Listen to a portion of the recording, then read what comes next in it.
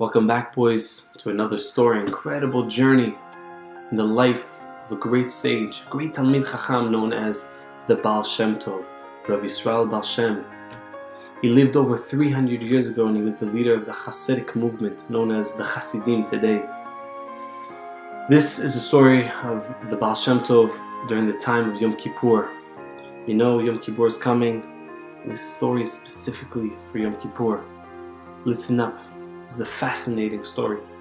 The story goes as follows. One day, the day finally comes for Yom Kippur. The whole city gathers and packs into the shul. It's a busy shul, men, women, child, everyone's there, packed. They get into the shul and they look at the Baal Shem Tov. And he starts to say Kol Nidrei. He begins davening with so much KAVANA, so much intensity, so much fire.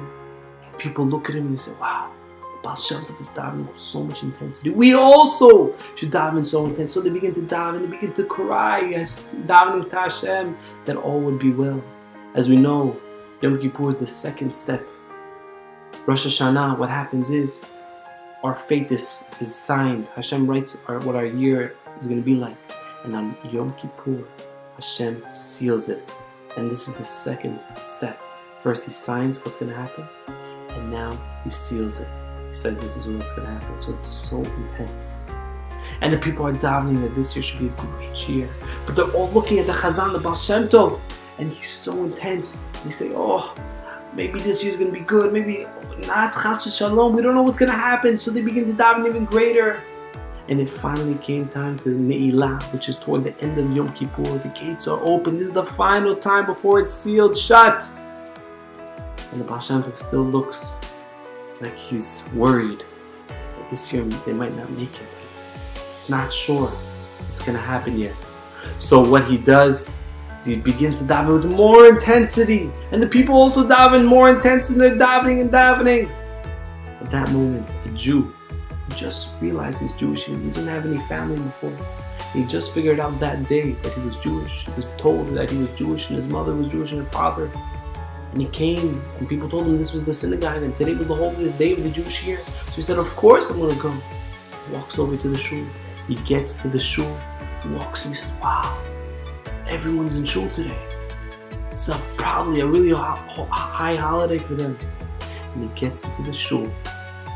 Takes a seat in the back. He's looking around, everyone has these white stuff on top of him. Looks on the shelf, he sees a bunch of more white stuff. He says, okay. Puts the white stuff on top of his head. And he sees everyone has this book, prayer book, Machzor of Yom Kippur. He goes to the bookshelf. He takes out a Machzor. He opens it. Can't read. He can barely read English or Hebrew or whatever language they were speaking back to him. And puts the talit on his head. He sees all the people put this white stuff on his head. And he sees everyone's crying and davening, and he sees the leader, the cantor, the Baal Shem Tov is davening with so much intensity. And he's crying to Hashem. He's crying to God. And all the people are following, and they're also davening. And he looks up to Shammai. He says, God, you know, I just found out I was Jewish today. These are my people. I'm part of this chosen nation. Finally, I'm part of something. And he's thinking to himself. And he's saying to God, I don't know how to read this book, these letters. I'm such a simple person. I just realized I'm a Jew. I can't read. I can't do what they're doing. But there's one thing I know what to do. I'm a farmer. I'm a farmer, Hashem. The only thing I know what to do is imitate the sound of animals. Specifically the sound of a rooster. So in front of everyone, suddenly the men in the back of the shul, this young lad starts to scream, cock-a-doodle-doo! Everyone's looking. They turn around and look at him. Cock-a-doodle-doo. What's happening over here? What's this guy doing? They're shocked. They start shushing him. Shh, shh, what are you doing? It's just Yom Kippur. It's Yom Kippur, what are you doing? And they're so intense.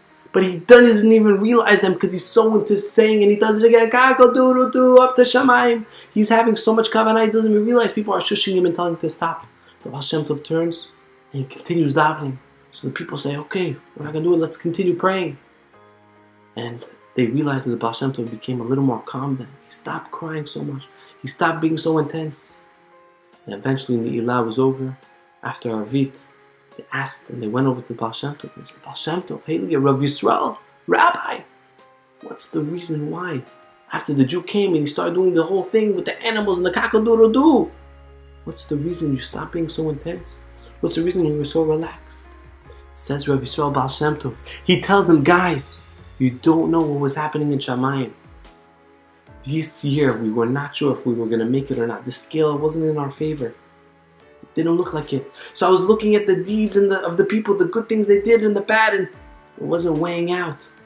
I was really scared, so I began to daven with even more excitement, more intensity. But nothing was working until this simple Jew walked into the shul and screamed his tefillah to Hashem. He said so much kavanah, it flew up. He said, I saw the kavanah, I saw the tefillah, flew up to the gates of Shamayim, and it broke and destroyed the gates of Shamayim and went straight up to Hashem. And at that point, I realized that we were all forgiven. The city was going to be destroyed this year. But because of this Jew's tefillah, he saved the whole town. He saved every one of us. Boys, we learned such an important lesson in this story of this simple Jew. The power of KAVANA, the power of tefillah, the power of focusing on davening, on the simple things of davening. All you need to do, boys, is to focus. Pray to Hashem. You don't need to say all the words. You don't even need to be there with your tali going fast as possible, right and left to the side. The trick is to have KAVANA, to focus your thoughts and focus your mind, thanking Hashem for what He does and praying for a good year. This Jew did it his way.